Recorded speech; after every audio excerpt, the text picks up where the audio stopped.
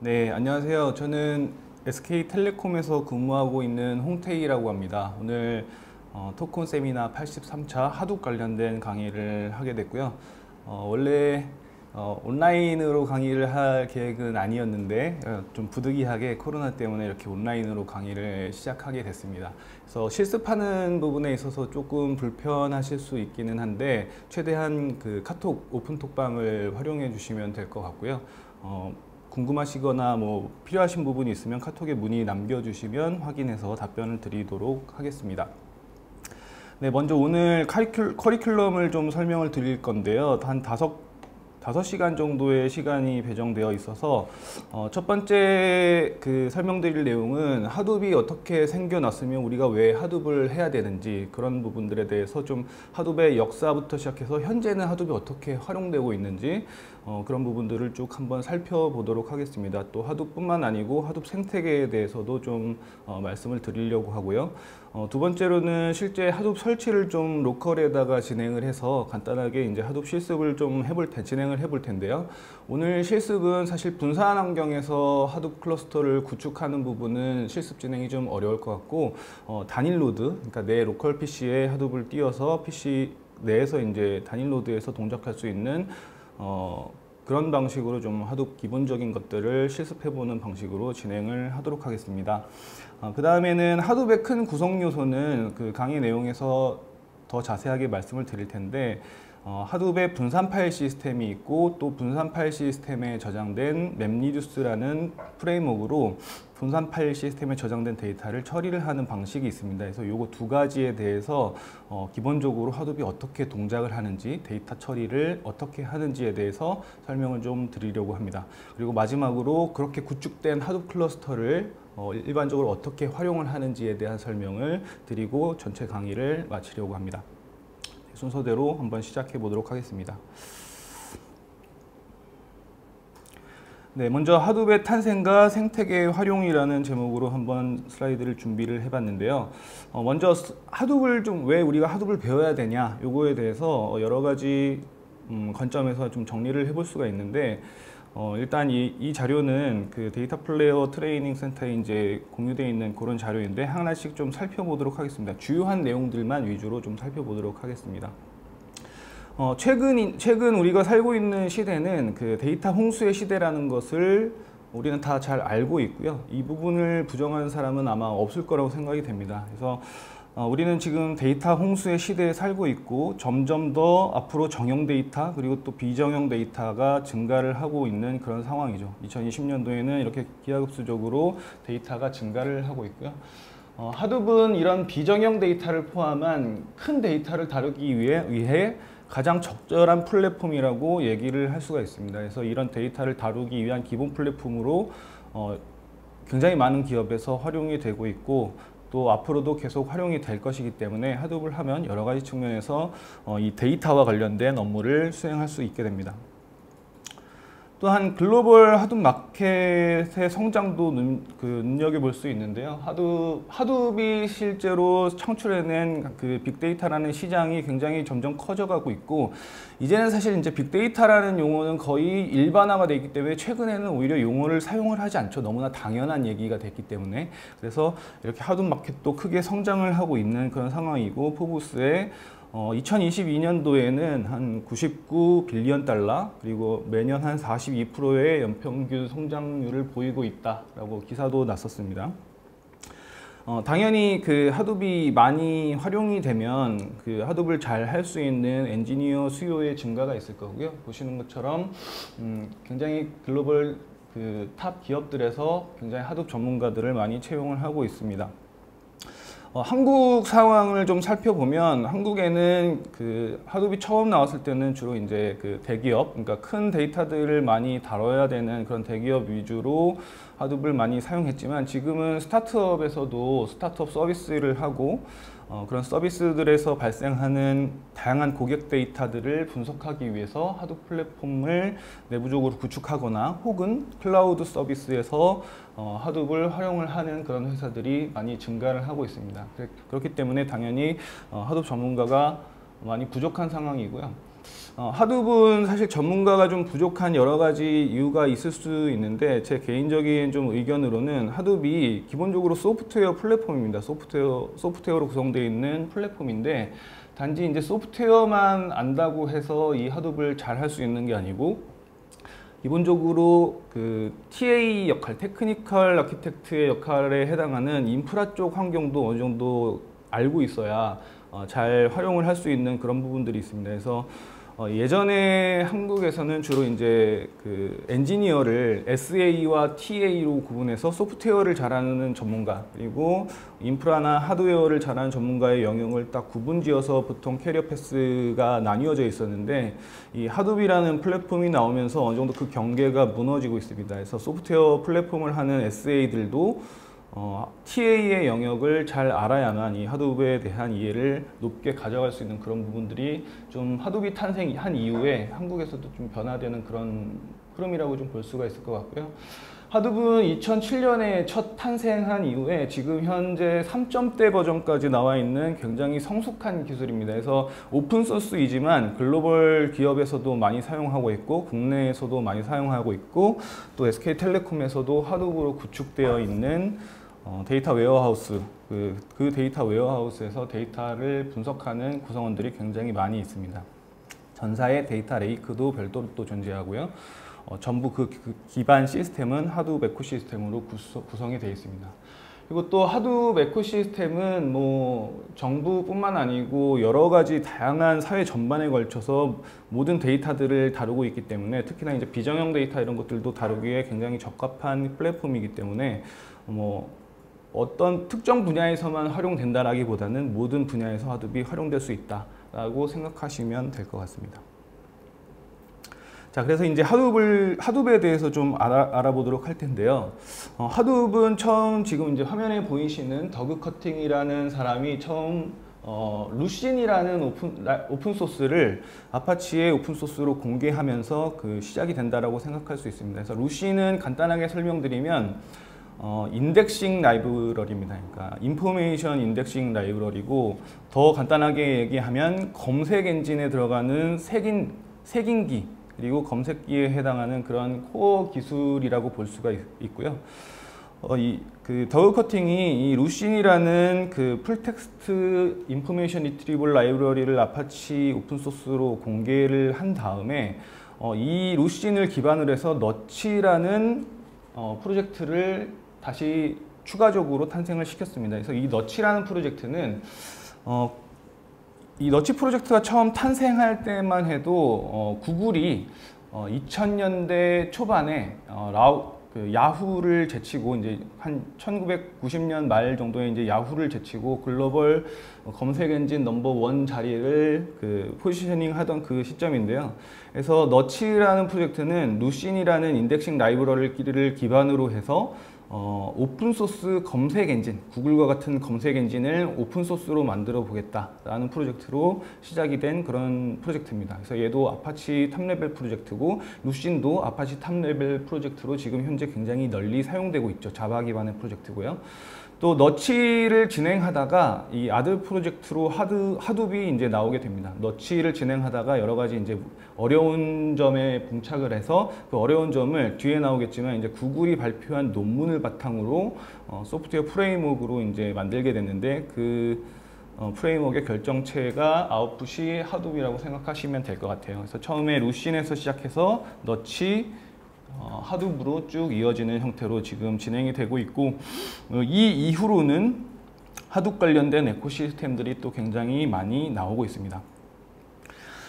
역사를 좀 살펴보면 이렇습니다. 2002년에 너치 프로젝트가 처음 스타트 됐고요. 더그 커팅과 마이크 카파벨라라는 사람이 이제 너치 프로젝트를 시작을 했고, 너치 프로젝트를 더그 커팅이 진행을 하다가 이제 어려운 점에 봉착을 했는데 그게 어떤 점이냐면, 그러니까 웹 검색 엔진을 만들려면 일단 웹을 크롤링 해야 되고 그 크롤링한 데이터를 저장한 다음에 루신 인덱싱 라이브러리로 색인을 해야 됩니다. 근데 전 세계에 수백 조 개의 URL이 있고 그 데이터들을 수집해서 인덱싱 하려고 하면 굉장히 큰 양의 데이터를 분산 병렬 처리해야 되는 이슈가 있습니다. 그래서 그 부분을 너치 프로젝트를 진행함에 있어서 굉장히 어떤 아키텍처로 가져가야 이런 그 문제점들을 큰 데이터를 처리를 할 수 있을 때 발생하는 문제점들을 해결할 수 있을까라는 고민을 하다가 굉장히 이제 어려움을 겪고 있었는데 2003년에 구글에서 GFS라는 더 구글 파일 시스템이라는 논문을 발표합니다. 그래서 논문을 퍼블릭하게 공개를 했고 그 논문 안에는 구글의 파일 시스템은 이런 아키텍처로 동작을 하고 원리가 이렇게 된다라는 이론이 정리가 되어 있습니다. 그래서 더우커팅이 구글 파일 시스템 논문을 보고 이 논문대로 너치 파일 시스템이라는 너치 분산 파일 시스템이라는 파일 시스템을 개발을 하기 시작합니다. 그게 이제 이 밑에 나와 있는 2004년에 NDFS에서 너치 디스트리뷰티드 파일 시스템이 되고요. 그리고 2004년에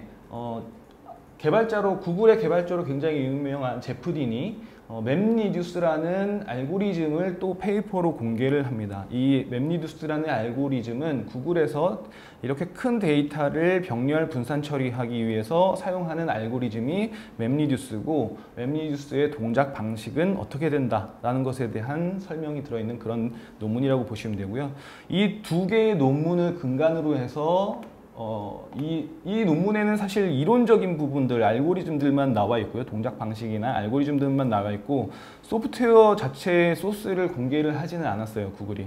그래서 더우커팅이 그 논문을 보고 그 논문의 아키텍처 그대로 개발을 시작한 게 하둡이 됐다라고 생각하시면 되겠습니다. 그래서 하둡 개발을 시작을 해서 2006년도에 이 너치라는 프로젝트가 아파치 이제 탑레벨 프로젝트가 됩니다. 그래서 이 너치라는 프로젝트로부터 하둡이 이제 탄생을 하게 되고 이 하둡을 전격적으로 지원을 하던 글로벌 기업이 있었는데 그 기업이 바로 야후입니다. 그래서 야후는 많은 분들이 알고 계시겠지만 2000년대 이제 전에는 사실 구글이 글로벌 넘버1 검색 엔진이 되기 전에는 야후가 가장 큰 검색 엔진 서비스를 하던 기업이었는데 구글에게 이제 기술적인 부분들에 대해서 여러 가지 이제 뭐 좀 빌리기 시작하면서 결국에는 지금 현재까지도 구글이 검색 분야에는 넘버1 자리를 굳건히 지키고 있는 상황이 됐고 여러 가지 이제 그런 부분들을 따라잡기 위해서 야후가 오픈 소스를 전격적으로 지원을 하고 하둡에 전격적으로 이제 지원과 컨트리뷰션을 하게 됩니다. 그래서 2008년에 그 아파치 탑레벨 프로젝트가 되고 또 보통 이제 그 벤치마크 테스트를 하는 그런 이제 뭐 테스트 결과에서 슈퍼컴퓨터가 갖고 있던 신기록을 하둡이 2008년에 깨기도 하고요. 그 이후로 아파치 하둡 버전이 1.0 그리고 2.0, 3.0까지 쭉 발전을 하면서 2020년 현재까지는 아파치 버전 기준으로 3.3.30 버전까지 나와 있는 그런 상황입니다. 제가 이제 처음 강의 커리큘럼 작성해서 사전 배포 자료 만들 때는 3.2.1점 버전이 최신 버전이었는데 그 이후로도 벌써 또 업그레이드가 돼가지고 3.3.30점 버전이 나와 있는 그런 상황입니다. 자, 그 맵리듀스를 만든 제프 딘이라는 전설적인 개발자가 있죠. 많은 분들이 아실 거라고 생각을 하는데 세상을 바꾸는 1분 15분에도 나왔던 제프 딘이라는 개발자가 맵리듀스를 만든 그 구글의 이제 개발자고 현재는 인공지능을 총괄하는 시니어 펠로우로 지금 구글에서 일을 하고 있습니다. 자, 하둡 같은 경우에는 아까 설명드린 것처럼 구글 파일 시스템의 논문을 보고 하둡 분산 파일 시스템을 만들었고요. 구글의 맵리듀스라는 알고리즘 논문을 보고 하둡 맵리듀스라는 프레임워크를 구현체로 만들었습니다. 그래서 하둡은 분산 파일 시스템을 갖고 있는 파일 시스템 더하기 이 분산 파일 시스템에 저장되어 있는 데이터를 병렬로 처리를 할 수 있는 맵리듀스라는 소프트웨어 프레임워크를 들고 있는 구현체라고 보시면 될 것 같아요. 그래서 지금은 이제 플랫폼으로 완전히 동작을 하고 운영이 되고 있는 그런 상황이고요. 구글이 논문을 이 두 개만 발표를 한 건 아니고 그 이후로도 계속 빅데이터를 처리하기 위한 여러 가지 논문들을 쭉 계속 발표를 합니다. 그래서 구글이 발표한 논문들이 거의 1대1로 계속 아파치 프로젝트로 탄생하기 시작하는데 뭐 여러 가지 이제 에코시스템들이 그래서 만들어지게 됩니다. 그래서 빅테이블 같은 경우에는 이것도 이제 제프린이 만든 알고리즘으로 이제 구글 내에서 구현된 프레임워크인데 얘는 이제 데이터베이스라고 보시면 될 것 같습니다. 그래서 요새는 이제 NoSQL이라는 용어를 많이 사용하는데 기존의 데이터베이스는 보통 이제 관계형 데이터베이스를 보통 많이 말하죠, 일반적으로.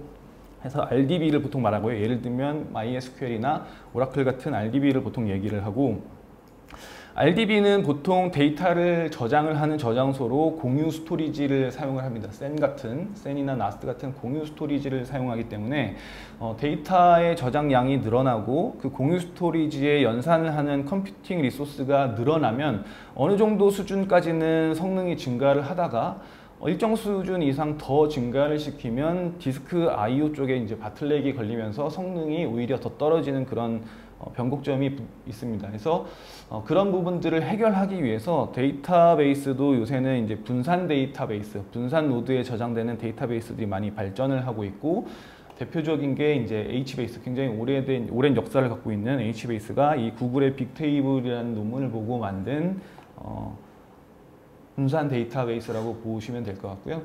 그리고 이제 실제 과정을 진행을 하면서 개발 실습도 아마 이제 해보실 텐데 이 구현체를 실제 구현을 하려면 여러 가지 이제 언어들을 사용을 해야 돼요. 기본적으로 하둡은 자바로 개발이 되어 있기 때문에 가장 많이 활용되는 맵리두스 어플리케이션을 만들기 위해서 많이 활용되는 언어는 자바입니다. 근데 자바만 지원하는 것은 아니고 플랫폼 자체는 자바로 되어 있지만 파이썬이나 C++ 같은 다른 랭귀지도 어플리케이션을 만들 수 있도록 지원은 하고 있고요. 그런데 이제 구글 내에서는 이런 구글 파일 시스템이나 맵리두스 자체가 이제 여기서도 개발을 해야 되는 요소가 있다 보니 조금 더 편하게 쓰기 위해서 스크립트 랭귀지를 또 만든 거가 바로 소우졸이라고 할 수가 있고요. 이 소우졸을 보고 만든 아파치 프로젝트가 피그라는 아파치 프로젝트가 있습니다. 그러면 이 피그라는 애는 하는 역할은 이 분산 파일 시스템에 저장되어 있는 데이터를 맵리두스 어플리케이션을 개발을 해서 뭔가 처리를 할 수도 있지만 얘를 사용하지 않고 이 피그가 지원하는 언어의 스크립트 신텍스를 사용해서 이 분산 파일 시스템에 저장되어 있는 데이터를 처리를 할 수 있는 스크립트 랭귀지라고 보시면 될 것 같아요. 피그가 처음에 소우졸을 보고 탄생을 시작했다가 그 다음에 사실 데이터를 다루는 데 있어서 가장 많이 활용되는 거는 관계형 데이터베이스를 다루는 SQL이라는 언어가 가장 많이 사용되죠, 일반적으로. 그래서 그러면 이 하둡 분산 파일 시스템에 저장되어 있는 데이터를 SQL로 다룰 수는 없냐라고 이제 다뤘으면 좋겠다라는 니즈를 수용하기 위해서 이 하이브라는 프로젝트가 또 시작이 됐고요. 그래서 지금 현재는 이 하이브 이 이후로 또 스파크이라는 플랫폼들이 SQL 랭귀지를 지원을 하면서 정확하게는 사실 SQL은 아니고 SQL과 유사한 언어들을 지원을 하면서 지금 현재는 이 하둡 분산 파일 시스템에 저장되어 있는 데이터들을 보통 SQL 같은 언어를 작성을 해서 핸들링하는 것이 가장 일반적인 핸들링 방법입니다. 근데 단 이제 전제 조건은 SQL로 핸들링하기 위해서는 관계형 데이터베이스의 데이터 모델처럼 어느 정도 정형화되어 있는 데이터들에 대해서는 이렇게 SQL로 핸들링하기가 어느 정도 가능하고 실제로 그렇게 활용을 굉장히 많이 하고요. 단지 이제 비정형 데이터나 반정형 데이터의 경우에는 이런 SQL로 처리를 하기는 쉽지가 않죠. 그런 경우에는 다시 맵리두스로 직접 프로그래밍을 하는 부분들이 필요할 수 있습니다. 주키퍼라는 애가 있는데 얘는 나중에 자료 내에서 설명을 드릴 때 별도로 좀 설명을 다시 드리도록 하겠습니다. 네, 그래서 처음에 하둡 코어 프로젝트로 시작한 게 연도가 계속 지나가면서 점점 지금 말씀드렸던 그런 프로젝트들이 늘어나기 시작합니다. 이 프로젝트들은 대부분 다 굉장히 큰 데이터를 처리를 하기 위해서 분산 데이터베이스나 분산 저장소에 연관된 그런 플랫폼들과 같이 함께 동작을 해야 되는 그런 프로젝트들이라고 보시면 될 것 같고요. 그래서 오픈소스 빅데이터 관련 플랫폼들이라고 생각하시면 됩니다. 그 중심에는 사실 하둡이 있고요. 하둡엔 저장된 데이터들을 어떻게 다룰 거냐를 시작으로 해서 굉장히 다양한 프로젝트가 나오기 시작하는데 몇 가지 그냥 이름과 제목 정도는 알아두시면 나중에 도움이 될 것 같아서 쭉 한번 보도록 하겠습니다. 몇 가지만. 코어 하둡은 설명드렸고요. HBase는 분산 데이터베이스라고 설명드렸습니다. NoSQLU라고 불리는 분산 데이터베이스고, HBase와 유사한 분산 데이터베이스 중에 또 많이 사용되는 일반적으로 많이 사용되는 데이터베이스가 카산드라 또 혹은 뭐 몽고DB 같은 NoSQLU의 데이터베이스들이 현재는 또 많이 사용이 되고 있습니다. 그리고 피그는 스크립트 랭귀지고요. 주키퍼는 이런 여러 가지 플랫폼들을 가지고 분산 환경의 데이터들을 다루다 보면 뭔가 코디네이터 역할을 해야 되는 그런 업무들이 필요합니다. 그래서 이 부분은 뒤에 자료를 별도로 좀 준비를 했기 때문에 그 장표를 설명드리면서 좀 자세히 다시 설명드리도록 할게요. 그리고 마하옷이라는 프로젝트가 있는데, 보통 이제 SQL 같은 언어를 가지고 연산을 하는 거는 굉장히 큰 데이터들을 SQL 내에서 지원하는 인터널 펑션 혹은 직접 구현하는 유저 디파인 펑션들을 활용을 해서 연산을 하게 되는데, 조금 더 복잡한 머신러닝이나 인공지능 알고리즘들을 이런 큰 데이터를 가지고 처리를 하기 위해서는 또 별도의 이제 알고리즘이 구현되어 있는 구현체가 또 필요하죠. 그래서 마하옷은 머신러닝 알고리즘들을 하둡 같은 분산 플랫폼에 저장되어 있는 데이터에서 처리를 할 수 있도록 구현되어 있는 그런 아웃풋 구현체라고 보시면 되고요. 하이브는 아까 잠깐 설명드렸죠. SQL로 하둡에 있는 데이터를 다루는 부분. 에이브로는 뭐 경량 어플리케이션 서버라고 하는데 이거는 스킵을 할게요. 피로도 스킵을 하고, 스쿱은 일반적으로 좀 많이 사용되기 때문에 간단히 용도만 말씀을 드리면 하둡이 굉장히 큰 데이터를 다루는 데 있어서 많이 사용되는 플랫폼이 많지만 여전히 관계형 데이터베이스는 우리 그 기업 내에서 많이 활용이 됩니다. 마리아DB나 혹은 MySQL, 오라클, MS SQL 등의 관계형 데이터베이스는 여전히 많이 되는 데이터베이스 종류이기 때문에 서로 관계형 데이터베이스와 하둡, 그리고 하둡과 관계형 데이터베이스가 데이터를 주고받아야 되는 그런 케이스들이 굉장히 많이 발생을 합니다. 그래서 그런 부분들을 쉽게 할 수 있도록 프레임워크로 구현해 놓은 게 스쿱이라고 보면 되고요.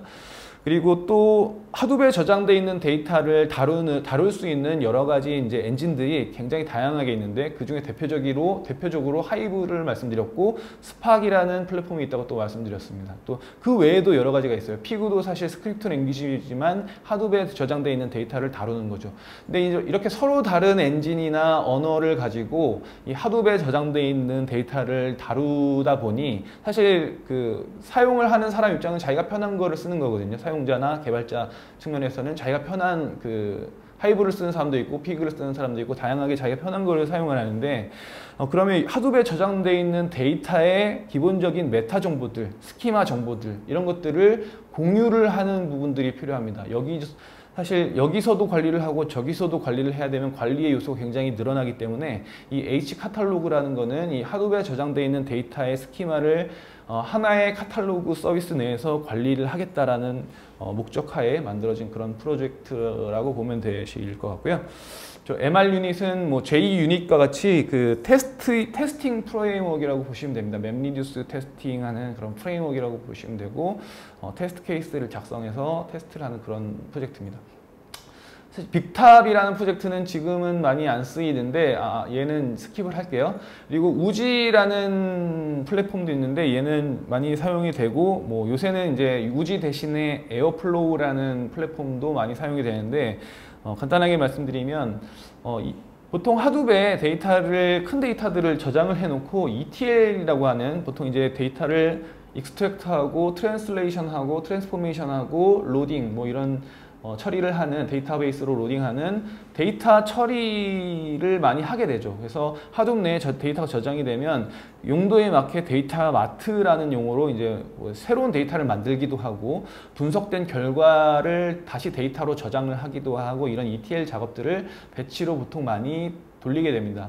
근데 어떤 원하는 최종 마트를 만들기 전까지 여러 개의 단위의 워크플로우를 거쳐야 되는 경우들이 많이 있습니다. 그래서 데이터 기본 소스 데이터부터 시작해서 이 소스 데이터랑 어떤 데이터들이 연결이 되고 연산이 돼서 중간 아웃풋 결과를 만들고 그 중간 아웃풋 결과가 최종적인 아웃풋을 만들기까지는 여러 번의 잡이 연속적으로 돌거나 서로 합쳐져서 돌아야 되는 그런 경우들이 굉장히 많이 있는데, 그런 워크플로우를 스케줄링하는 스케줄러라고 보시면 됩니다. 그래서 얘도 빅데이터 플랫폼과 굉장히 관련이 많은 그런 플랫폼이고, 요새는 최근에는 에어플로우라는 플랫폼이 우지보다 조금 더 많이 사용되고 있는 그런 경향을 보이고 있습니다.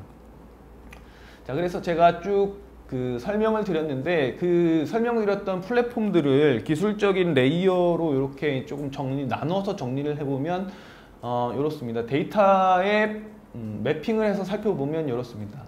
자, 기본적으로 하둡은 데이터를 저장을 하고 프로세싱을 하는 영역에 해당이 되고요. 이런 걸 저장하고 프로세싱을 할 때 여러 컴퓨팅 리소스들을 분산 처리를 하기 때문에 리소스 매니지먼트를 하는 부분들이 필요하겠죠. 이런 부분들을 내장하고 있는 게 하둡이고, 하이브가 기본적으로 저장되어 있는 데이터에 메타스토어를 참조해서, 메타스토어는 별도로 있는데 얘를 참조해서 쿼리를 던지게 되죠. 얘는 HBase는 데이터베이스, 분산 데이터베이스고요. 얘가 주키퍼가 코디네이터 역할을 하고, 얘가 에이브로라는 애가 이제 시리얼라이제이션 프레임워크로 볼 수도 있고, 데이터를 서로 이제 송수신할 때 데이터 시리얼라이제이션을 하고 디시리얼라이제이션 할 때 사용하는 프레임워크로 볼 수도 있고요.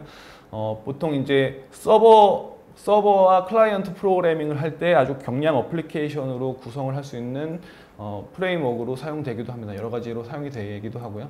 그래서 지금 기술적으로 점점 세분화돼서 프로젝트들이 점점 더 많이 늘어나고 있습니다. 그래서 지금 이 자료도 굉장히 2011년 정도에 이제 정리된 자료이고, 이걸 하나씩 다 설명드릴 필요는 없을 것 같고, 이렇게 굉장히 복잡하게 하둡의 에코시스템들은 계속 지속적으로 발전을 해가고 있고요. 2016년에 빅데이터 랜드스케이프로 정리되어 있는 장표를 보시면 이 정도로 되어 있습니다. 지금 여기 장표에 들어가 있는 그 솔루션 혹은 플랫폼, 이런 플랫폼들은 전부 다 오픈소스는 아니고, 지금 현재는 사실 이 하둡을 중심으로 해서 기존 이제 솔루션 밴드들도 하둡을 내장하고 있는 그런 솔루션들을 만들고 있어요. 예를 들면 오라클이나 EMC나 이런 많은 글로벌리 굉장히 잘 나가는 그런 회사들이 전부 다 이제 하둡을 내장을 하는 그런 어플라이언스들을 솔루션으로 이제 만들어내고 있는 상황이고, 상용 솔루션을 쓸 것이냐, 오픈 소스를 쓸 것이냐, 이런 걸로 이제 선택할 수 있을 정도로 굉장히 다양한 그런 플랫폼들이 하둡 생태계로 진화해 있는 그런 상황이라고 말씀드릴 수 있습니다. 자, 그래서 일단 사실 빅데이터라는 용어는 최근에는 사실 인공지능이나 이런 AI 쪽 용어들이 훨씬 더 IT나 여러 가지 이제 글로벌리 트렌드로 사용이 되고 있지만, 빅데이터라는 거는 그 기반에, 인공지능이나 AI의 기반에 아예 깔려있는 그런 성숙한 용어가 됐습니다. 그래서 가트너에서 얘기하는 하이프 사이클 기준으로 보면 이미 굉장히 성숙한 단계에 다다른 그런 용어가 돼버렸고요. 사실 2009년, 2010년 이 정도에 이제 빅데이터라는 용어가 만들어지면서 굉장히 많이 주목을 받았는데, 그때 빅데이터라는 용어를 탄생시킨 사실 주인공이 하둡이라고 볼 수 있어요. 그래서 초창기의 빅데이터는 빅에 조금 초점이 맞춰져 있었습니다. 빅데이터가 의미하는 용어는 빅에 좀 초점이 맞춰 있었고, 이 큰 데이터를 처리를 하기 위해서 기존의 RDB로는 좀 어렵더라. 또 어렵다라는 게 여러 가지 의미로 해석이 될 수 있는데, 어렵거나 안 되거나 아니면 되더라도 굉장히 비용이 많이 들어가더라로 해석할 수도 있습니다. 그래서 이 빅데이터는 초창기에는 하둡이라고 거의 이제 이꼴 관계로 볼 수가 있었고요. 근데 지금 현재 기준으로 보면 하둡 덕분에 이제 더 이상 많은 데이터를 저장하기 위해서 큰 비용이 들지 않는다라는 게 거의 일반화가 됐죠. 그러니까 굉장히 고가의 스토리지를 1페타, 2페타 저장하기 위해서 많이 살 필요가 없는 거죠. 하둡으로 자체적으로 이제 구축을 하면 굉장히 싼 비용으로 물론 상대적이긴 하겠지만 굉장히 저렴한 비용으로 많은 데이터들을 저장을 할 수 있기 때문에, 그러다 보니까 옛날에는 그런 저장하지 않던 데이터들을 저장을 해놓고 이제 분석을 해보려고 하는, 사실 옛날에는 저장 비용이 비싸서 그냥 버리거나 혹은 여러 가지 환경적으로 저장을 하지 못하던 그런 로그 데이터들을 지금은 이제 저장을 해볼 수가 있다는 거죠. 큰 비용이 들지 않고 저장을 할 수 있기 때문에.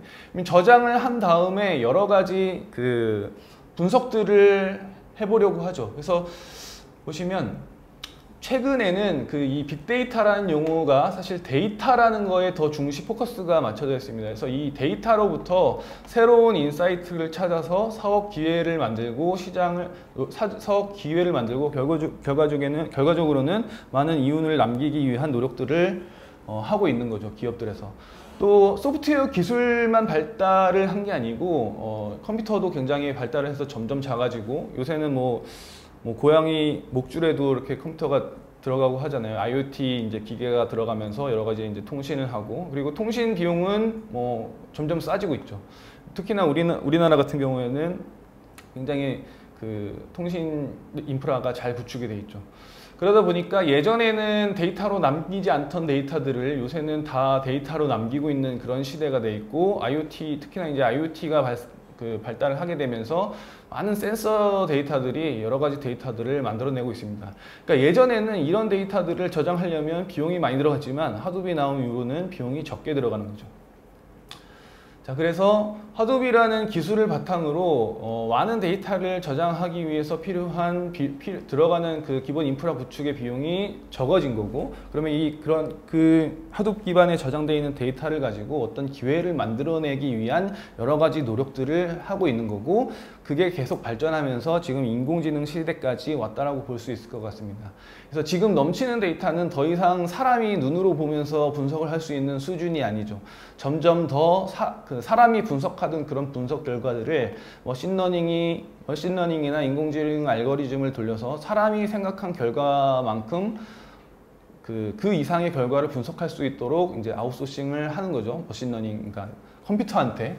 왜냐하면 봐야 되는 데이터가 너무 많아졌으니까, 그리고 양도 크고, 그런 시대로 이제 돌아섰고요. 마윈 회장이 데이터 테크놀로지 시대라고 얘기한 것도 벌써 몇 년이 지난 얘기죠. 그래서 지금 현재는 모든 회사들이 인공지능에 굉장히 많이 관심을 갖고 수많은 회사가 머신러닝에 또 집중을 하고 있죠. 그래서 좀 살펴보면 많은 회사들이 온프레미스에 지금 보시는 것과 같은 데이터 분석 환경을 보통 구축을 해서 분석을 하고 있는 회사들이 굉장히 많이 있고, 또 구축을 진행을 하고자 하는 회사들도 있습니다. 간단하게 살펴보면 어느 정도 큰 회사에서는 굉장히 다양한 부서에서 다양한 데이터베이스들을 사용을 하죠. 관계형 데이터베이스가 있을 수도 있고 아닐 수도 있고, 다양한 데이터 소스들이 사내에도 있습니다. 꼭 사내로 한정짓지 않아도 되고요. 이런 데이터들을 보통 이 데이터 웨어하우스 혹은 데이터 레이크라는 이름으로 해서 모으는 작업들을 많이 합니다. 왜냐하면 이제 엔드투엔드로 뭔가 인사이트를 도출을 하기 위해서는 마케팅 쪽에서 발생하는 데이터, 예를 들면 텔레콤 기준으로 제가 이제 근무하는 SK텔레콤 기준으로 설명드리면, 마케팅 쪽에서 발생하는 데이터, 그리고 통신 서비스를 하면서 발생하는 데이터를 서로 연계를 해서 뭔가 새로운 인사이트를 발굴하거나 문제점을 찾아내거나 하는 부분들의 분석들을 진행을 하기 위해서는 1차적으로 해야 되는 게 데이터를 수집하고 통합을 해야 되는 작업들이죠. 그래서 이 통합을 하는 작업을 보통 진행을 하고, 이 통합을 하는 과정에 여러 가지 데이터, 아까 이제 ETL이라고 표현했던 익스트랙트, 트랜스포메이션, 그리고 로딩하는 작업들을 거쳐서 통합 저장소에다가 데이터를 보통 저장을 합니다. 이렇게 통합 저장소에 저장을 한 다음에 저장을 한 데이터를 그대로 뒀을 때 인사이트가 그냥 알아서 나오는 게 아니죠. 그래서 기존에 이제 많은 그 현업 전문가들의 의견을 받아서 좀 유의미한 데이터들을 만들어내는데, 그런 데이터들을 보통 데이터 마트라고 표현을 하죠. 그래서 오퍼레이셔널 데이터 스토어, 그러니까 원래 데이터 소스에서 가져온 데이터를 데이터 웨어하우스에 통합을 하고, 이 통합된 데이터에서 현업 분석가들의 니즈 혹은 현업 담당자들의 니즈를 받아서 여러 가지 마트를 만들고, 이렇게 만들어져 있는 마트에서 여러 가지 다양한 분석할 수 있는 분석 환경들을 통해서 여러 가지 인사이트를 도출하기 위한 분석 환경들을 보통 만드는 게 일반적인 구성이죠. 텔레콤, SK텔레콤도 이렇게 되어 있고요. 저희 회사만 이렇게 되어 있는 건 아니고 굉장히 많은 회사들이 이런 형태, 뭐 모양은 약간씩 다를 수 있겠지만 이런 형태로 분석 환경을 구축해서 최근에는 분석가들만 분석하지 않습니다. 모든 구성원이 이 모여있는 데이터를 투명하게 오픈을 하고 분석할 수 있도록 환경을 제공을 해주고 또 모든 구성원에게 이런 분석을 할 수 있는 역량을 향상시키기 위한 교육 기회도 제공하고 여러 가지 노력들을 하죠. 이게 이제 현재 최근에 AI와 데이터, DTAI와 이제 연결이 되면서 발생을 하는 그런 트렌드이고, 그리고 지금 보시는 요 그림에서 이 중간의 요 부분을 하둡 에코시스템으로 자체 구축하는 회사들이 굉장히 많습니다. SK텔레콤도 마찬가지고요. 그래서 데이터를 저장을 하고 저장한 데이터에 대한 ETL 처리를 통해서 마트를 만들고 이 마트를 만드는 과정에 잡에 대한 워크플로우를 관리를 하고 전체 코디네이터를 하고 메타데이터를 관리를 하고 또 이 전체 환경을 모니터링하고 통합하는 이런 전반적인 데이터 처리의 업무를 물론 이제 중간중간 뭐 상용 솔루션들이 들어갈 수도 있겠죠.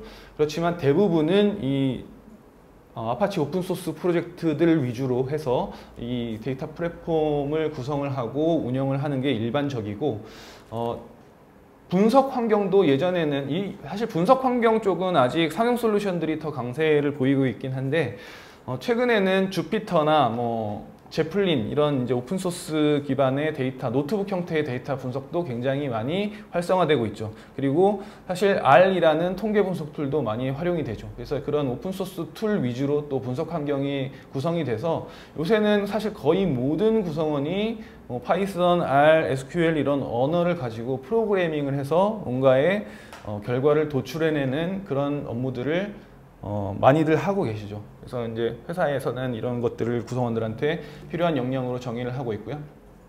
그래서 구성원들이 보통 이제 역량 기준으로 봤을 때 아니면 뭐 캐리어 패스 혹은 백그라운드를 봤을 때 크게 이 데이터 사이언티스트라는 용어가 이제 많이 사용되는데, 이 데이터 분석하는 이 데이터 사이언티스트들은 사실은 크게 영역으로 보면 이 세 가지 영역의 업무를 같이 잘 할 수 있어야 됩니다. 그래서 사실 혼자 할 수 있는 영역이 아니죠.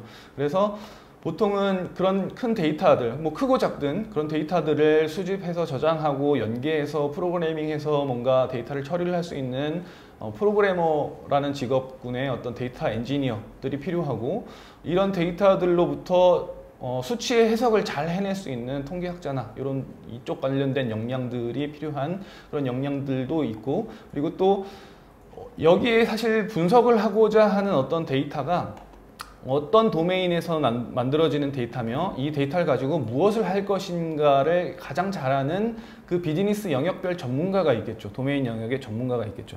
그래서 이런 각 영역의 전문가들이 서로 커뮤니케이션을 하면서 쌓여있는, 그리고 지금도 쌓이고 있는 많은 데이터를 가지고 인사이트를 도출하기 위한 여러 가지 노력들을 하고 있다라고 설명드리면 될 것 같습니다. 그래서 오늘은 주제가 주로 이제 하둡이기 때문에 주로 가장 왼쪽에 있는 이 영역에 대해서 말씀을 드리고자 합니다.